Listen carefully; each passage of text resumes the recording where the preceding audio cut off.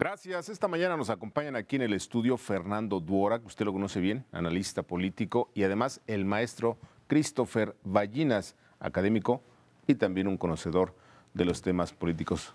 Fernando. Con el gusto de siempre. Buen día, bienvenido. Maestro. Ricardo, buenos días. Buen día. Bueno, rápidamente entramos a los temas. El regreso de la violencia. Maestro Christopher Ballinas, este fin de semana que termina, vimos la reaparición de la gente. Aquí lo habíamos comentado en algún momento, en otras mesas y otros comentarios, el riesgo. ¿Qué significa que la gente reaparece, revienta un acto de MIT allá en Oaxaca y que, bueno, pues prácticamente todo el mundo se quedó pues callado durante muchas horas? Apenas empezaron la tarde de ayer a aparecer algunos reclamos? ¿Qué significa esto? Pues realmente es una forma de negociación política que ha caracterizado a la CENTE. No solamente... O sea, negociación política. Es una forma de negociación política. ¿Por qué? Platícanos. Porque eso es forma de hacerse presente y decir, bueno, precisamente con un tipo de candidato que representa a un partido, decir, bueno, necesitamos negociar, es decir, la fuerza que siempre ha mostrado. Y dos, bueno, pues es una forma también que muchos grupos políticos utilizan para hacerse presente, sobre todo en elecciones. Es un año de elecciones, entonces quieren hacerse, pues es un territorio de la CENTE. ¿Es un chantaje? Más que chantaje, es una forma de negociación política, es decir, no estamos de acuerdo con ciertas cosas que hizo el partido que representa, en este caso el que estaba en ese momento en el meeting, y es una forma de decir, pues tenemos que negociar. ¿O te sientas o te la ves con nosotros? Pues en ese sentido sí podría ser una especie, no necesariamente chantaje, pero decir, pues hay que vendernos caros, ¿no? Muy bien. Totalmente. Fernando Duora, ¿qué significa, en tu opinión, que un grupo violento como la CENTE reaparezca precisamente en estos términos, con mucha violencia? Hay una estrategia que seguía Nikolai Shutin, que era un anarquista ruso del siglo XIX, que todas las organizaciones deben de tener dos caras.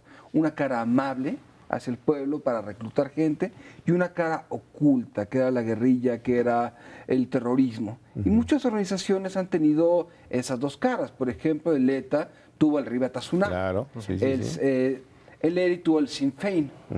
Y yo creo que aquí estamos hablando vamos a comenzar a hablar de quién está detrás de dónde, que además todo la propia CENTE tiene muchas ramificaciones hacia guerrillas. Creo que es muy conveniente hablar no solamente quién está con quién, a través de qué intereses, qué discursos y qué estrategias de presión política y qué causa. Y aquí estamos hablando, obviamente, de golpear visiblemente a una de las grandes políticas de este sexenio, que es la reforma educativa. Claro. ¿Qué significa, maestro Christopher Ballinas, que la CENTE esté aliada con López Obrador, quien les ha prometido tirar la reforma educativa, y ellos vienen y rompen un mitin de quien dice vamos a seguir con la reforma educativa? Pues en realidad están tratando de darle señales a otro candidato para decir, mira, nosotros podemos hacer y tenemos la fuerza para en un momento dado lo que se necesita. Todo lo que estaba diciendo Fernando, hay una cara amable, hay una cara porque del otro lado también debe estar negociando con otros candidatos, no solamente en este caso a nivel federal, sino también aquellos que posiblemente puedan gobernar los estados donde tienen presencia, sobre todo en el sur de la CENTE. Lo que significa es que se están mandando señales, ¿no? Es una forma, siempre la violencia que ocupan los grupos políticos, no solamente es una forma de negociar, pero también de mandarle señales tanto a sus aliados, a sus seguidores, como a sus contrincantes. Fernando, por último, en este tema, ¿se va a destruir la reforma educativa estando o no López Obrador o va a continuar? ¿Tú cómo percibes esto? A partir de lo que vimos ahora. Es un tema muy riesgoso y yo creo que aquí es obligar a los propios candidatos a declarar. Es decir, la estrategia del spot de MIT de hace unos días de generar miedo a través de qué pasa si se cae la reforma educativa. Claro. La reforma todavía está por dar frutos, pero obviamente el discurso contrapuesto no es convincente, es decir, vamos nosotros a hacer una verdadera reforma educativa con maestros y padres de familia. Yo me imagino a restaurar el creacionismo en Estados Unidos, que son reformas hechas con padres de familia. Claro. Y además de todo, el tratar de confundir una política que es meritocrática, como la carrera magisterial, con una reforma punitiva, creo que debemos estar muy atentos a que cada uno de los candidatos defina claramente qué es lo que busca en temas en temas concretos y temas relevantes en la agenda pública como este, pero ciertamente la reforma educativa no va a prosperar si no hay un esfuerzo consciente de grupos de interés, de grupos de presión que le hagan marcaje a los partidos. Bueno, vamos al otro tema. Resulta que el Bronco, maestro Christopher Ballinas, no solamente hizo trampa él, sino toda la parentela. Hicieron el mismo mecanismo y todos ya son candidatos y posiblemente tengan hueso. Una ofensa, en mi opinión. ¿Qué significa?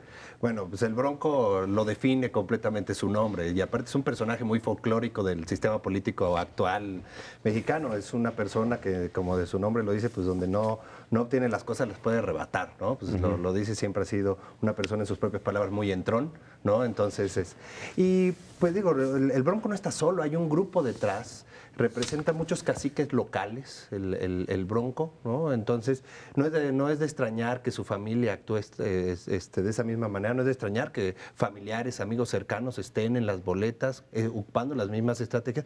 ¿Por qué? Porque realmente se ocuparon una estrategia que se hace a escala. Es decir, cuando tratamos de obtener las firmas para uno, también en ese mismo estamos obteniendo las otras. Entonces, no es de extrañar.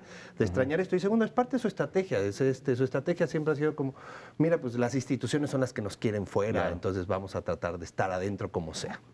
Fernando, el tema del Bronco y la familia. Toda la familia ya tiene también hueso, por lo menos candidaturas.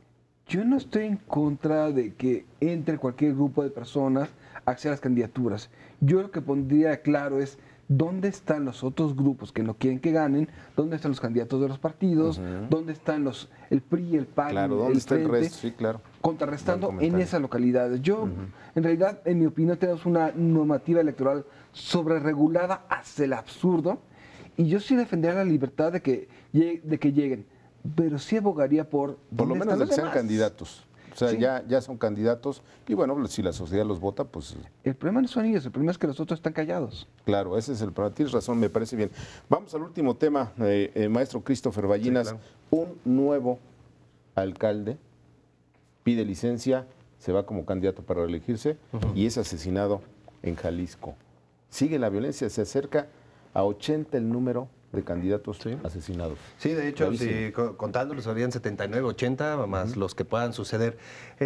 Hay que reconocer los asesinatos en épocas electorales o durante tiempos de efervescencia política no son la excepción ni en México ni en el mundo. Lo que hemos tratado de hacer con la institucionalización del proceso electoral y de los cambios políticos es que estas cosas sucedan cada vez menos. Digo, no es de extrañar, en la revolución por la única forma de hacer cambio político era asesinando al contrincante y hasta hace un par de décadas era una forma todavía efectiva de lograr que por lo menos ciertos grupos no llegaran.